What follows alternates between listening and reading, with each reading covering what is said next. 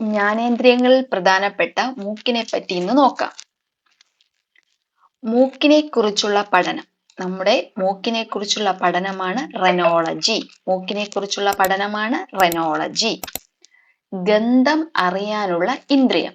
നമ്മൾ ജ്ഞാനേന്ദ്രിയങ്ങളില് ഗന്ധം തിരിച്ചറിയാനായിട്ട് ഉപയോഗിക്കുന്ന ഇന്ദ്രിയമാണ് മൂക്ക്. മൂക്കിനെ കുറിച്ചുള്ള പഠനമാണ് റെനോളജി. ഗന്ധം തിരിച്ചറിയാനുള്ള ഇന്ദ്രിയമാണ് മൂക്ക്. ഗന്ധം തിരിച്ചറിയാൻ സഹായിക്കുന്നത് മൂക്കിലെ ഗ്രന്ഥഗ്രാഹികളാണ്. ഗന്ധം തിരിച്ചറിയാനായി സഹായിക്കുന്നത് മൂക്കിലെ ഗന്ധഗ്രാഹികൾ.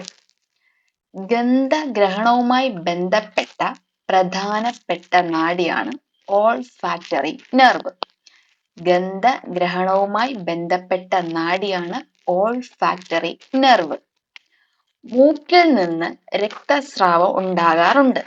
നമ്മുടെ മൂക്കിൽ നിന്നുള്ള രക്തസ്രാവം അറിയപ്പെടുന്നത് എപ്പിസ്റ്റാറ്റിക്സ്. മൂക്കിൽ നിന്നുള്ള രക്തസ്രാവം അറിയപ്പെടുന്ന പേരാണ് എപ്പിസ്റ്റാക്സിസ്. ഗന്ധം തിരിച്ചറിയാനാവാത്ത അവസ്ഥ. നമുക്ക് ചില സ്മെല്ലുകളൊന്നും എന്തോന്നാണ് റെക്ടിഫൈ ചെയ്തെടുക്കാൻ പറ്റത്തില്ല.